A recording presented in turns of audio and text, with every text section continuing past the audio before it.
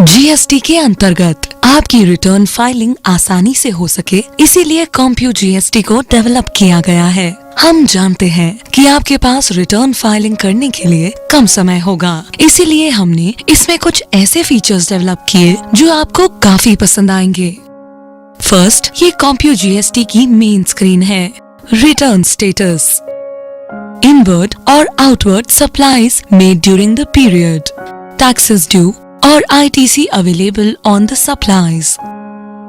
Tax liabilities on inward supplies like tax on reverse charge. Fifth, ITC brought forward from previous period. Sixth, balance of credit, liability and cash ledger. सबसे पहले हम master tables में आते हैं। यहाँ पर आपको कुछ कंटेंट्स दिए हुए हैं, जिसमें पहला जीएसटी रेट चार्ट है। यहाँ पर आप जिस भी आइटम में डील करते हैं उस आइटम की डिटेल आपको फीड करनी होगी। रिसिपेंट्स डिटेल में आपने जिनको भी माल बेचा है उनकी डिटेल्स भी आप यहाँ फीड करें। सप्लायर्स डिटेल्स में आपने जिनसे भी माल परचेज किया है उनकी डिटेल आप यहाँ फीड करें। ई कॉमर्स ऑपरेटर डिटेल्स में अगर आपने ई कॉमर्स के थ्रू कोई सेल की है तो उसकी डिटेल आप यहाँ फीड करेंगे। ए, जैसा कि मैंने पहले बताया कि हमने समय की बचत के लिए कुछ स्पेशल फीचर्स डेवलप किए हैं। आज की डेट में सबसे बड़ा चैलेंज ये है कि क्लाइंट की रिटर्न फाइल करने के लिए डेटा कैसे कलेक्ट किया जाए। इसके लिए हमने एक यूटिलिटी बनाई है जिससे आपका क्लाइंट आसानी से आपको डेटा भेज सकता है। सबसे पहले आपके क्लाइंट को यह यूटिलिटी हमारे वेबसाइट से डाउनलोड करनी होगी, या आप भी इस यूटिलिटी को ईमेल के थ्रू सेंड कर सकते हैं। क्लाइंट इस यूटिलिटी को रन करेगा।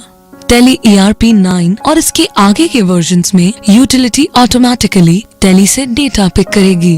टेली 7.2 वर्जन के लिए क्लाइंट को डेटा एक्सपोर्ट करके यूटिलिटी में अटैच करना होगा। यूटिलिटी से वो डेटा क्लाइंट प्लेस से डायरेक्टली आपके ऑफिस में इंटरनेट के माध्यम से आ जाएगा।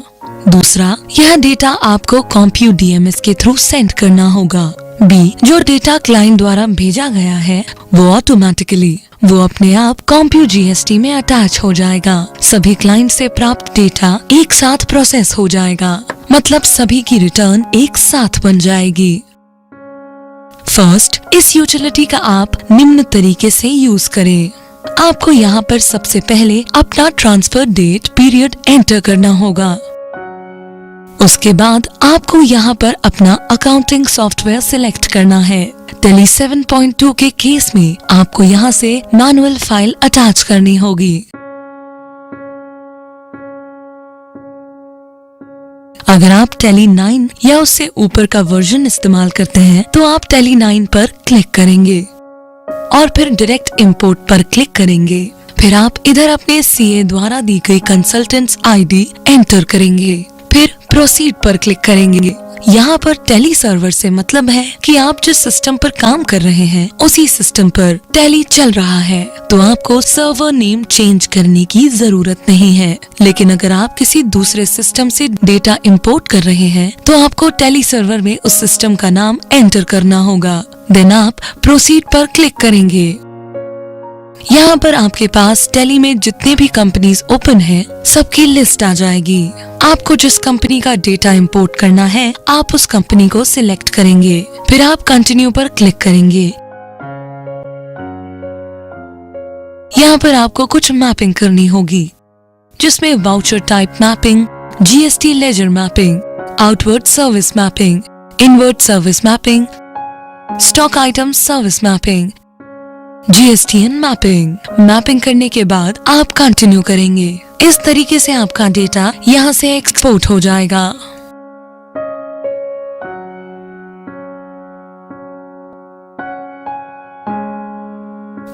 Form GSTR1। अब हम GSTR1 की तरफ आते हैं। यहाँ पर आपको अपने इनवॉइस इनपुट करने होंगे, जो कि आप सॉफ्टवेयर में 4 तरीके से इनपुट कर सकते हैं। पहला है टेली इंपोर्ट। इसके लिए आप इंपोर्ट एक्सेल या टेली डेटा पर क्लिक करेंगे।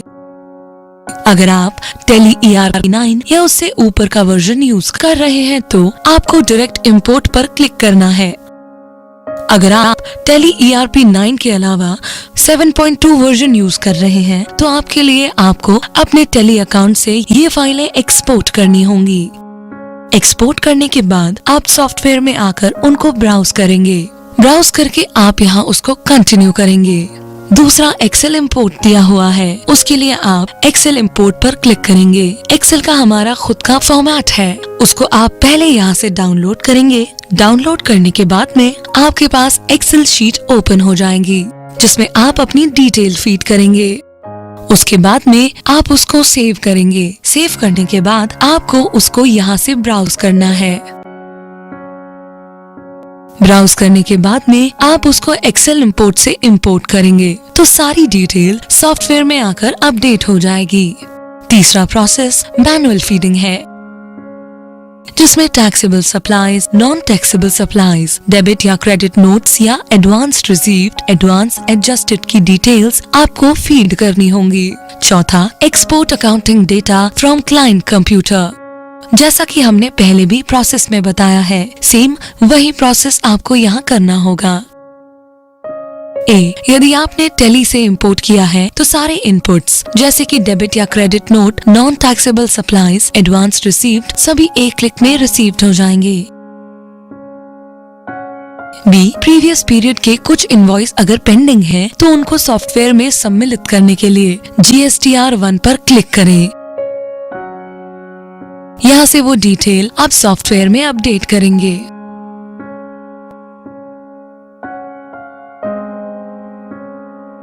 रिटर्न फाइलिंग प्रोसेस 2 स्टेप में है, जिसमें फर्स्ट स्टेप में आपको अपने इनवॉइसेस GSTN पर सेव मतलब अपलोड करने हैं। आप GSTN पर एक क्लिक पर पूरे महीने के इनवॉइसेस सेव कर सकते हैं, या इनवॉइसेस ज्यादा हैं तो आप उनको प्रतिदिन या साप्ताहिक बेसिस पर भी सेव कर सकते हैं। आपने जो कुछ भी सेव किया है सॉफ्टवेयर उसको खुद मैनेज कर लेगा। दूसरा स्टेप रिटर्न फाइल या सबमिट करना है। रिटर्न फाइल करने से पहले आप अपने अकाउंटिंग डेटा से supply and tax liability match कर लें। GSTN पर आपने जो इनवॉइस सेव की थी उनकी समरी डाउनलोड करने के बाद आपके सामने एक रिपोर्ट ओपन होगी जिसमें GSTN डेटा और सॉफ्टवेयर डेटा के बीच में कंपैरिजन दिया हुआ होगा। अगर कंपैरिजन में डिफरेंस नहीं होता है तो ही आप रिटर्न सबमिट करेंगे।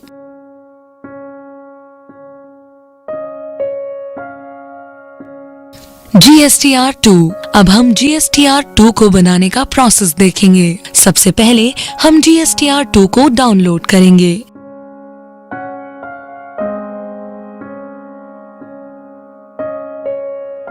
यहाँ पर आपके सप्लायर्स द्वारा जो भी एंट्री GSTR 1 में की गई है वो आपको अपने GSTRN अकाउंट पर दिख जाएगी।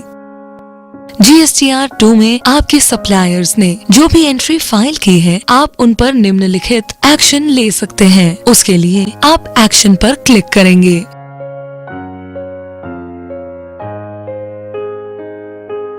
और यहाँ से आप उसे 1 एक्सेप्ट, 2 मॉडिफाई, 3 रिजेक्ट या पेंडिंग रख सकते हैं।